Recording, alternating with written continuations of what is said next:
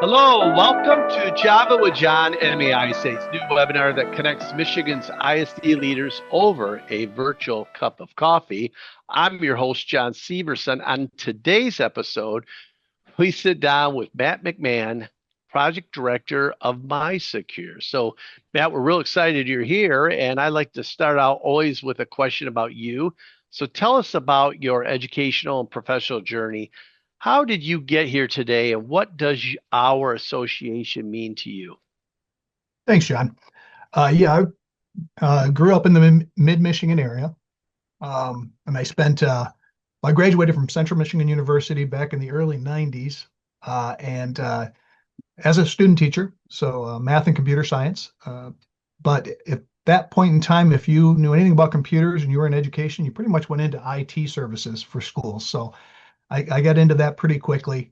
I ended up working at Gratiot Isabella RESD for about 31 years. Had a great career there. Wow. Got to know a lot of people there, a terrific organization. Appreciate my years there. And then part of my function there was to work with the Metal organization when it first formed many years ago. If you're not familiar with Metal, if your viewers aren't familiar with Metal, it's the Michigan Education and Technology Leaders. So it's basically the ISD tech directors in the state.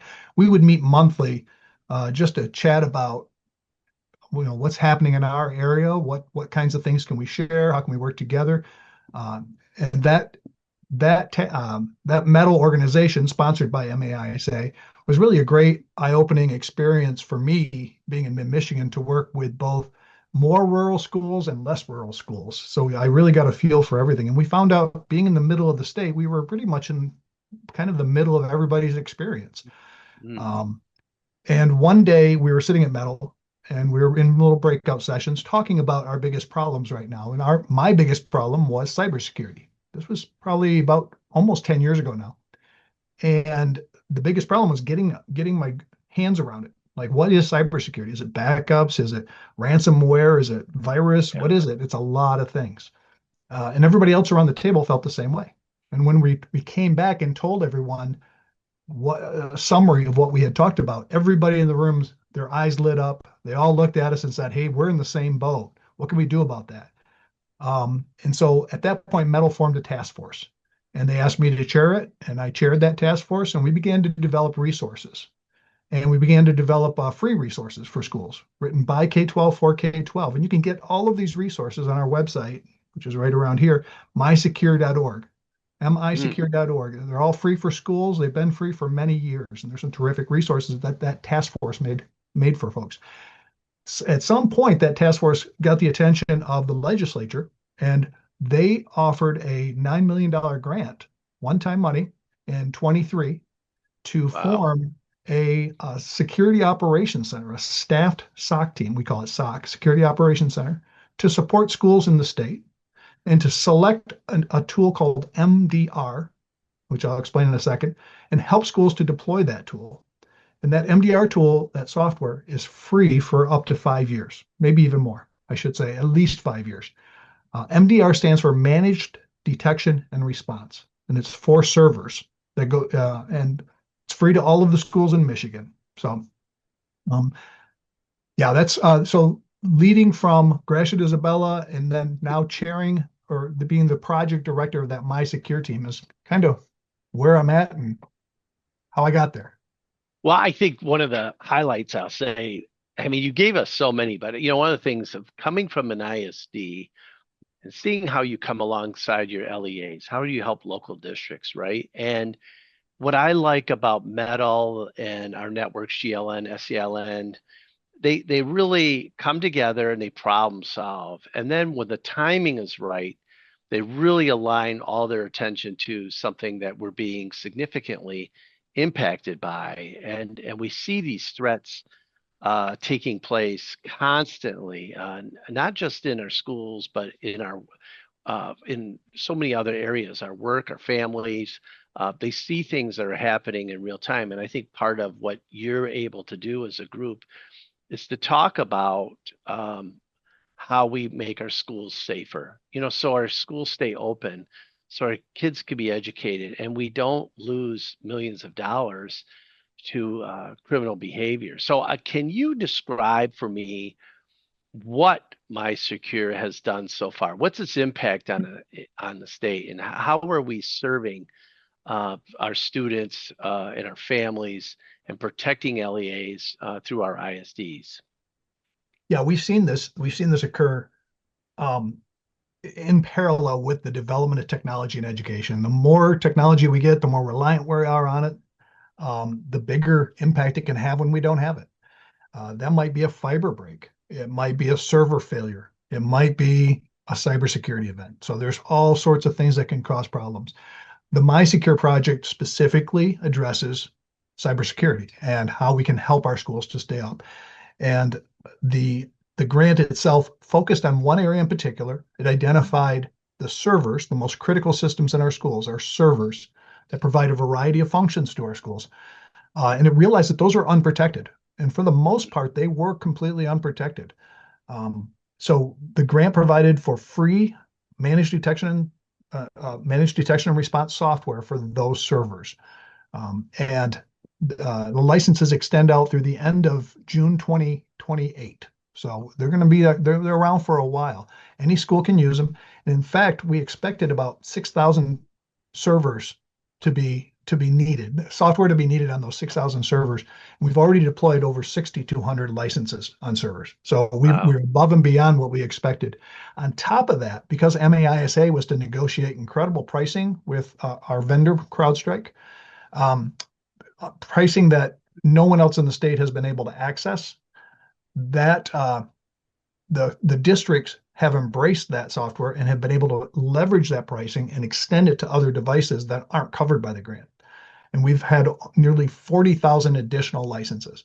That places Wow. nearly 50,000 devices underneath our SOC team for support. Now, the districts do the hands-on support like you'd expect, but the SOC team is available to those districts if there's an event, a detection, or some kind of cybersecurity response needed. We have a SOC team of 4 of us. We monitor all of these events that occur and we respond to them. And working with local district and ISD district IT folks, we know that we've stopped at least a dozen ransomware events since we started this. Um, we know that we've saved districts money just on the initial cost alone. We've have an over 100% ROI. If you include the cost of ransomware, which is a little subjective, it gets even higher, maybe as much as 400% ROI on the cost of all the impact of a cybersecurity event. Do you know how many threats we've had that you've been able to stop, or the team has been able to stop? Just a ballpark, just this year. Just, I can tell you just in this last weekend, since Memorial Day, our team was Oh, called in on a Saturday night over Memorial Day to investigate an incident. And we were up until, I think it was 4:30 a.m. working with the district to help stop that. And wow. then again on, I think it was Sunday morning. And then again, you know, we kind of lose track. So Yeah. we've had 3 in the last week, which is a little bit high, but we average 1 to 2 a month that our team is engaged in. Now, the software alone, the managed detection and response, if you think about those 3 words, CrowdStrike supports that. There is a team supported or supplied by the software so that servers, if the software senses an attacker active in the network, it will actually isolate the server and kick the Mm. attacker out. It's been effective hundreds of times since we started. The last number I had available to me was over 500 times just in last year. We produce a Wow. legislative report, and that's the number that I recall from that report is over 500 different times in the last year. That CrowdStrike did its thing and protected the Yeah. district from further harm. And you think about just one or two of those could be major costs, right? Exactly.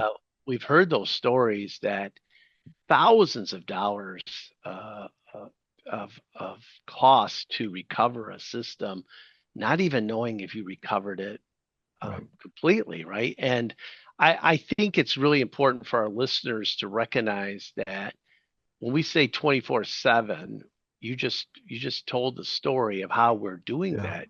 Even during a weekend, uh, to the early morning hours, Yeah. anything we can do to protect the district. And I think that's where this association, MAISA and ISDs and the group metal have really proven that we are in it to protect our districts, support them, and most importantly, ensure that school stays open so our kids can learn, every day. That's a phenomenal story.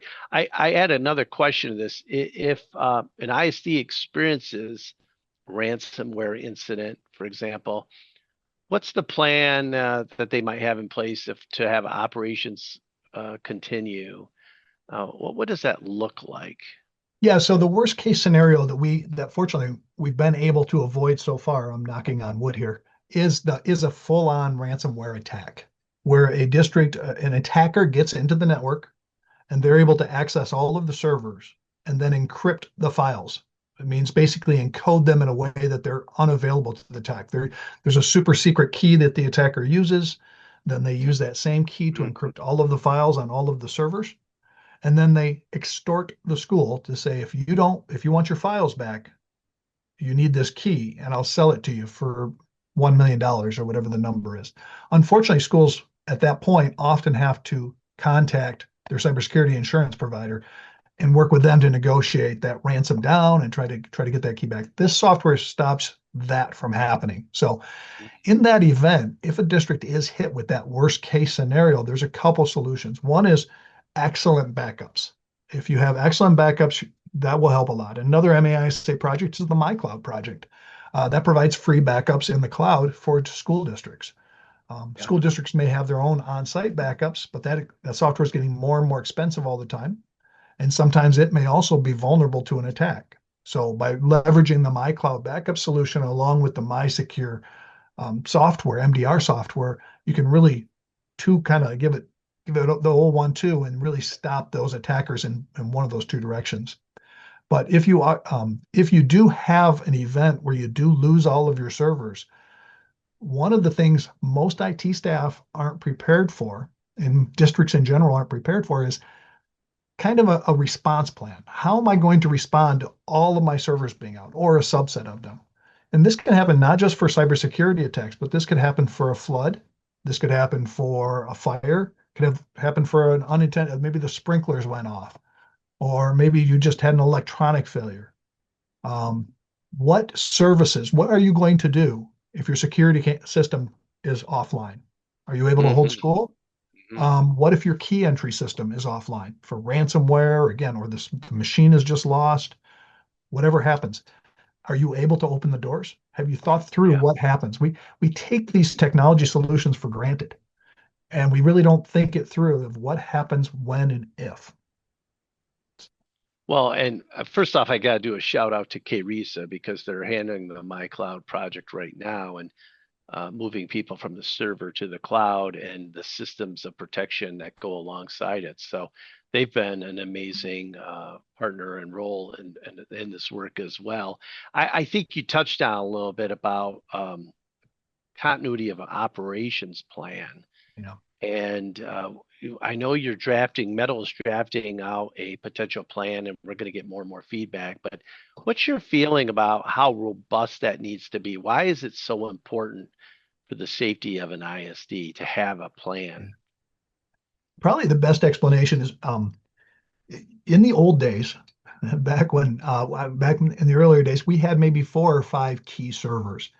And we had very flaky internet connections. So we were constantly testing our systems, like what happens if their server's offline? We knew because it happened regularly. But nowadays, MySen is highly redundant, highly reliable. I don't know if they've had a single incident of a school district being completely offline in the last year. I'm sure they have, but it's becoming exceptionally rare. The MySen project is really doing a fantastic job of keeping schools connected with their internet, and we just take them for granted. And we've had so many more servers, and servers are getting more reliable. So we don't have as many real-time tests. Like we don't have that situation. So when they happen, tend to happen with a high-profile ransomware or major system outage or I'm up here in Indian River. I know uh, we had an incident not too far ago. Cop ISD had a fire there that took their internet down, and MISA was able to respond and help them out, but they had a lot of servers to get back up and running. And Yeah. So when you are in that situation as an IT person, you're kind of lost. Like, what do I get up first? Do I get up my key entry? Do I get up my security servers? Do I get up my file server? Do I get up my email server, my identity server? There's hundreds of different servers perhaps in a large district, and you don't know which ones are most important, which ones need to come up first. What are the impacts of bringing them up? What are the impacts of not bringing them up? And those aren't technology decisions. Those aren't technology questions. Those are organization questions because our entire organization relies on these servers. Yeah. So that you need input from your business manager, and you need input from your facilities director, from your food services people. And of course, if you ask them during the crisis, they're all going to be pounding on your door saying, "Me first, me first." So Well, planning ahead. you made me think of something here that's really important. As an ISD superintendent, I would say I need my representative that goes to Metal to go to Metal every Yeah. meeting, because part of the work that you're doing is not just problem solving, but you're developing that lead person from an ISD to learn from each other, but maybe even to hear about a scenario that people had to come in and really leverage and do a really good job supporting them. So I have a question for you, but I think I already know the answer. Do you have any advice for ISD superintendents or first line administrators, especially new members, the ways they can leverage MiSecure and a plan for any risks? And I'm going to say, hey, number one, call Matt McMahon. And number Yeah. two, Yeah. make sure your people are going to Metal. Yeah. But I think for advice, what really comes to mind for Mhm. you when you hear that question? What would be some good advice for ISD superintendents? Yeah, being a little more experienced in this field, I am sometimes asked about that. Like, what advice do you have for new IT directors, or new superintendents, and what should I be talking to my IT director about? And I totally agree. The first thing is be part of the community that we've developed. It's really a great community. Uh, each area of an ISD organization typically has a community sponsored by MAISA. There's these collaborative networks. Get to know them. All of your folks should be participating in all of those collaborative networks. But specifically in IT, join Metal, get to know Metal. If for some Yeah. reason you aren't able to, at least reach out to the neighboring ISDs and get to know your regional technology directors, the folks that you can drive to and have lunch with. Those are key folks, and I guarantee they're sharing the same problems you are. So that lean on that community. You would, but many people might be surprised at how willing to help other IT directors are, Oh, especially from the new folks. We just had a few new folks at our last Metal meeting here a few weeks ago, and it was great to see new faces. It's great to see those younger faces and that next generation coming in, and we're just eager to share what we've learned with them. And the same is becoming true with each of our projects. With the MySen group, they have a great network engineering team out there, and they're developing a community. These network engineers from each of the ISDs are kind of focusing on MySen, and Kurt Torek and Marilyn Colligan, and these folks are really doing a great leadership of those types of folks. We're developing the same thing with cybersecurity. Take advantage of them. Get to know this. Join these communities, these cybersecurity yeah. communities, these network engineering communities, the cloud communities. You know what I think of too is that your peer is like a navigator helping you navigate so many of these Yeah. challenges. And I think one of our phrases that is so important for people to really hear is when we say better together, it's all these pieces. It's our networks, it's our ability to work via each region, it's our communication. But sometimes difficult problems can happen, and having a number of peers that you can connect with quickly, especially in a high technical area of cyber is just so key in the work that we do. I want to ask you, thinking, kind of forward, and we're looking at a final continuity of operations plan, and we're going to put something out, I believe, after this conversation. We're going to put this Java with John out and on cyber, but we're also going to include a link to interest available. Why is it really important for people to volunteer and capture their voice. Talk a little bit about the continuity, the final continuity of operations plan, why we need our volunteers to really lean in the space and take a little more time to help us. Yeah, so I'm excited about the continuity of operation planning guide, we like to call it, because we can't develop a single comprehensive a plan for every ISD. Every organization's a little different. They have a different set of servers. They have a different reliance on them. Some servers are more important than others. The HVAC system up in Houghton may be a lot different need than the one in Ithaca. So they're in different locations. There's different needs. There's different characteristics to all of our ISDs. We know that. But there are some things that we have in common. And so the Metal Group was asked to develop this continuity of operations planning guide, not around cybersecurity, but around any incident. So if servers become unavailable, what do you do? So this document is really, we took it about 9 yards and we just need that 10th yard for the next down. And it's ready to go. What we're missing are what I call the subject matter experts. They're the folks from each of the other areas that are critical in an ISD, the facilities director, the food services, your business folks, your HR folks. These folks know what servers are important and what the considerations are and things that we as techs don't even necessarily think about. So we like to think like, hey, we've done our part. We've done it. We've taken it a long ways. It's a 30+ page document that helps a district create a continuity of operations plan. But we really need to know what we don't know. And so who can fill in those gaps are those subject matter experts. And we've made it really simple. If you don't mind, John, I'll share a link, a QR code that the viewers can use. If you hold your phone up against that, you can take the QR code. It should take you right to the Google form. And you'll be able to punch in your name, your district, and a link to the actual continuity of operations plan is in that form. It will also be in the description of this video. But it will be in that form. You can then open up that Google Doc and you can make comments right in line. Or if you prefer to not maybe have your name associated, if you'd like to give them privately or both, you can also use the form to give specific comments around your subject matter area.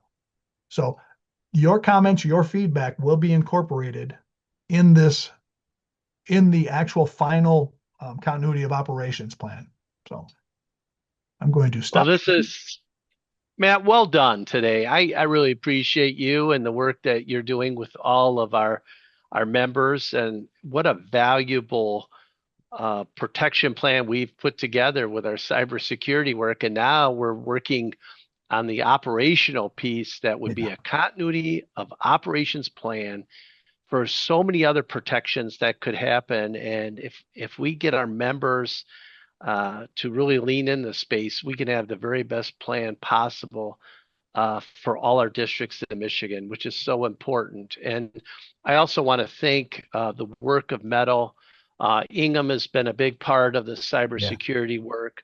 Our representatives, our legislators, as well as the governor who supported this work, and it's really having an amazing impact. So I want to thank you again for providing this. I know I'd say my first call, my advice is call Matt McMahon if you have an issue, and we can get people to you if needed. I would just also say that we'll have more to come in the future. Stand by for people that are looking at updates and reports. There's great information coming out for the field. So just be ready as you receive that information. And to all our guests, if you have any questions, an idea for a topic, or if you'd like to just be a guest and share some best practices that are happening in the state, please reach out to me at javawithjohn@gomaisa.org. So please reach out if there's anything we can do for you. And don't forget, visit gomaisa.org to explore our resources and stay connected. Until next time, keep leading and serving with vision and passion. And remember, we are better together.